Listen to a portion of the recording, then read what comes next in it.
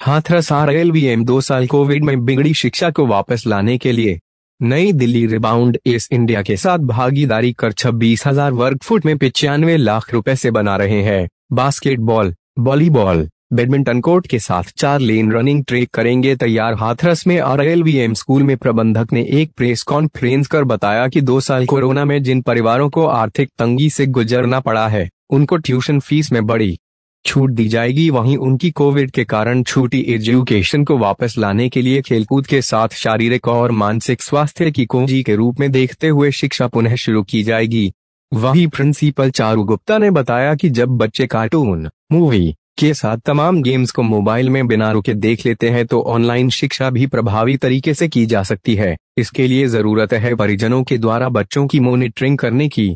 बच्चे 5 घंटे स्कूल में तो बाकी का समय परिजनों के बीच में निकालते हैं। इस प्रेस कॉन्फ्रेंस के जरिए ही हम सभी से अपील करते हैं कि इन 2 साल में कोविड के चलते जो शिक्षा की अनदेखी हुई है, उसे आपकी मदद से दूर किया जा सकता है। दुनिया भर में कोविड-19 महामारी और उसके परिणाम स्वरूप लॉकडाउन, स्कूल बंद होने से बच्चों को भावनात्मक, मानसिक और शारीरिक क्षति हुई है। कई बच्चे महामारी के मुख्य शिकार हैं और कोविड-19 से उनके कोमल दिमाग पर महत्वपूर्ण प्रभाव पड़ा है। बच्चे एक दूसरे से उतना ही सीखते और बढ़ते हैं जितना कि अपने माता पिता और स्कूलों से, लेकिन पिछले 2 वर्षों से वे अलग थलग पड़ गए थे, घर पर बंद थे, अपने दोस्तों के साथ बातचीत करने में असमर्थ थे। उन्हें ऑनलाइन शिक्षण, मनोरंजन और यहाँ तक कि सामाजिक मेलजोल के लिए मोबाइल, लैपटॉप स्क्रीन पर देखना पड़ रहा था। परिवारों को वित्तीय संकटों का सामना करते हुए, नौकरी गंवाते हुए, बड़े चिकित्सा खर्चों का सामना करते हुए भी देखा गया है। सभी को कठिन समस्याओं का सामना करना पड़ा है। युवा पीढ़ी इससे सबसे अधिक प्रभावित हुई। कोविड-19 के कारण विद्यार्थियों का न तो कोई स्कूल, न ही कोई दोस्त और न ही कोई शारीरिक क्रियाकलाप बढ़ा। आरएलवीएम में हम दृढ़ता से मानते हैं कि बच्चों को स्कूल आने की आवश्यकता है। टीकाकरण में वृद्धि और दिन प्रतिदिन कोविड के जोखिम को कम करने के साथ साथ हम प्रार्थना करते हैं कि 2022 से 23 सत्र के लिए स्कूली शिक्षा अंततः सामान्य हो जाए।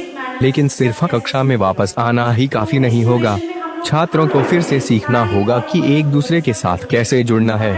प्रबंधक कपिल लोहिया ने बताया कि राजेंद्र लोहिया विद्या मंदिर ने बताया कि खेल, संगीत और कला अध्ययन के साथ बच्चों के शारीरिक और मानसिक स्वास्थ्य की कुंजी होती है।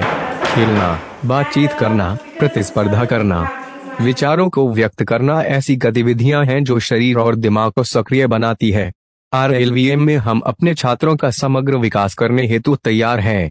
आरएलवीएम 2 बहुउद्देशीय बास्केटबॉल सह वॉलीबॉल सह बैडमिंटन कोर्ट और 4 लेन रनिंग ट्रैक के साथ 26,000 वर्ग फुट का खेल मैदान बन रहा है। यह क्षेत्र स्कूल के दौरान और बाद में गर्मी की छुट्टियों में हमारे छात्रों के खेल विकल्पों में काफी वृद्धि और सुधार करेगा। आरएलवीएम ने नई दिल्ली स्थित रिबाउंड एस के साथ भागीदारी की है, जो इनडोर और आउटडोर गेम फ्लोरिंग के लिए भारत की अग्रणी कंपनियों में से एक है, ताकि शुद्ध एक्रिलिक रेजिन के साथ अपनी उच्च तकनीक का उपयोग करके इस क्षेत्र में बच्चों का शारीरिक विकास किया जा सके। आरएलवीएम अपने छात्रों को टेबल टेनिस और कैरम के लिए एक नया इनडोर गेम रूम भी प्रदान करेगा। हाल ही में आरएलवीएम ने एक संगीतालय, संगीत अध्ययन हेतु का निर्माण पूरा किया है।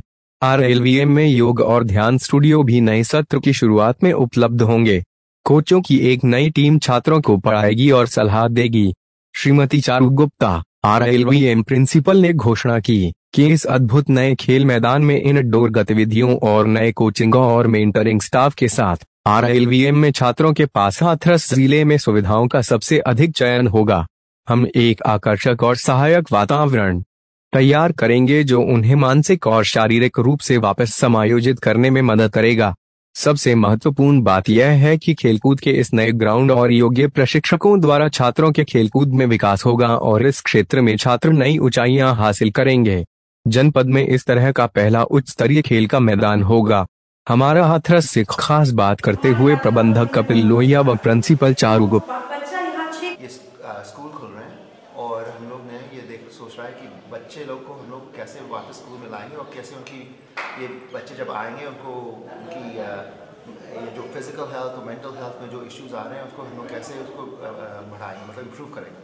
हाँ, तो इसलिए हम लोग ने देखिए 2 साल में बहुत कोविड हो गया है हम लोग ने बहुत जिन लोग को मदद करनी चाहिए थी ट्यूशन वगैरह के लिए, तो वो सब 2 साल के लिए हम लोग उनकी संभाल रहे हैं, डिस्काउंट दे रहे हैं कि वो पढ़ सकें। लेकिन अब स्कूल शुरू होने वाला है और हम लोग ये सोचा कि मेंटल हेल्थ और फिजिकल हेल्थ में बहुत बच्चों की नीड होगी, तो इसलिए हम लोग ने स्पोर्ट्स फैसिलिटीज़ RLBM की में 95 लाख का इन्वेस्टमेंट किया है।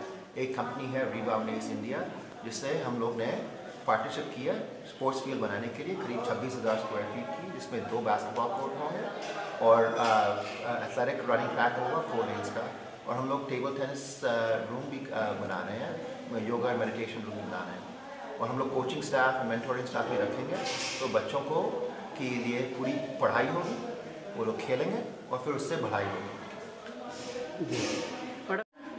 अब मैं आपसे पूछूं सुशी कैसी होती है, आप नहीं बता पाएंगे क्योंकि आपने कभी खाई नहीं है। बच्चे मोबाइल चला के पढ़ना ही नहीं चाहते, उन्हें कार्टून समझ में आ जाता है, उन्हें इंग्लिश पिक्चर 3rd क्लास के बच्चे को through out English picture Titanic समझ में आ जाती है, पर पढ़ाई क्यों नहीं समझ में आ रही? क्योंकि वो उसको नहीं पढ़ना चाह रहे। पेरेंट्स भी सोचते हैं कि पास तो हो ही जाएंगे, बट दे डोंट नो कि अगर बच्चे का बेस कमज़ोर रह जाएगा तो वो आगे नहीं बढ़ पाएंगे, क्योंकि 10th में जाके बच्चों को प्रॉब्लम आएगी। अभी 5th 6th में नहीं पढ़ा बच्चा तो 7th की पढ़ाई कैसे समझ में आएगी? वो इस चीज़ को भूल जाते हैं। बच्चे छोटे हैं, वो मना करते हैं, छोटा बच्चा होता है मना करता है, मम्मी मैं नहीं खाऊंगा, फिर भी माँ 2 थप्पड़ लगा के खिलाती है, क्योंकि वो बच्चे की भलाई के लिए है।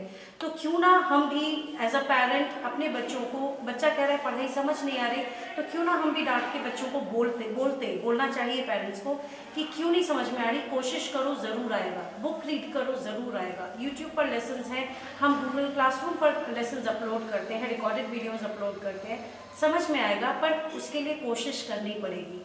इंग्लिश की cartoon, Chinese cartoon, so many cartoon सब समझ में आ जाती है, पर पढ़ाई के लिए कोशिश करनी पड़ेगी। जी जी, ये मैं पहले बच्चों को ये मैं बोलना चाहता हूँ कि पढ़ाई ऑनलाइन है नहीं तो ऑफलाइन है, दोनों टीचर्स की और पेरेंट्स की जिम्मेदारी है।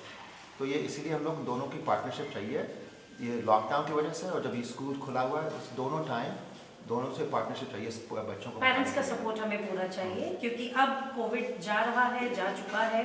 अब वापस जब बच्चे आएंगे तो पेरेंट्स भी मॉनिटर करें। हम पिछली पढ़ाई को साथ में लेते हुए नए सिलेबस की शुरुआत करेंगे, जो हमारी कोशिश रहेगी, जिससे बच्चा पिछले सिलेबस में पिछला जो उसका बैकग्राउंड रह गया है, बेस कमजोर रह गया है, उसको हम आगे लेते हुए तब कैरी फॉरवर्ड करें। पहले कहा जाता था कि बच्चों के हाथ में मोबाइल नहीं देना, लेकिन कोविड के दौरान छोटे हों बच्चे चाहे बड़े हों, हर एक के हाथ में मोबाइल आ गया है। तो वो विसंगति कैसे दूर होगी कि अब बच्चा जो है बिना मोबाइल के रह भी नहीं पा रहा है, पेरेंट्स भी उतनी निगाह नहीं रख पाते 24 घंटे कि क्या कर रहा है, तो उससे कैसे छुटकारा होगा? सर मैं तो ये कहूँगी कि पेरेंट्स हर चीज़ पर मॉनिटर करना चाहिए, हर स्टेज पर मॉनिटर करना चाहिए। अगर पेरेंट्स मॉनिटर नहीं कर रहे हैं तो ये उनका फेलियर कहूँगी मैं, क्योंकि मैं भी, मेरे मम्मी भी कई बार मुझे चेक करते हैं what I am doing on my phone. तो क्यों ना हम भी अपने बच्चों को मॉनिटर करें। इतना फुल फ्रीडम इवन हमें कोई नहीं देता और देना भी नहीं चाहिए। बच्चे हैं, बच्चों की पतंग की डोर हमेशा खींच के भी रखनी चाहिए, ढील भी देनी चाहिए। ढील इतनी ना दें कि बच्चे बिगड़ जाएं। और हाँ, हमें बच्चों पे फोकस करना है। हमारी लाइफ तब सक्सेसफुल है जब हमारे बच्चे कुछ बन जाए। तो ये हमें हमेशा सोचते रहना चाहिए और हमें उसी दिशा में काम करना चाहिए।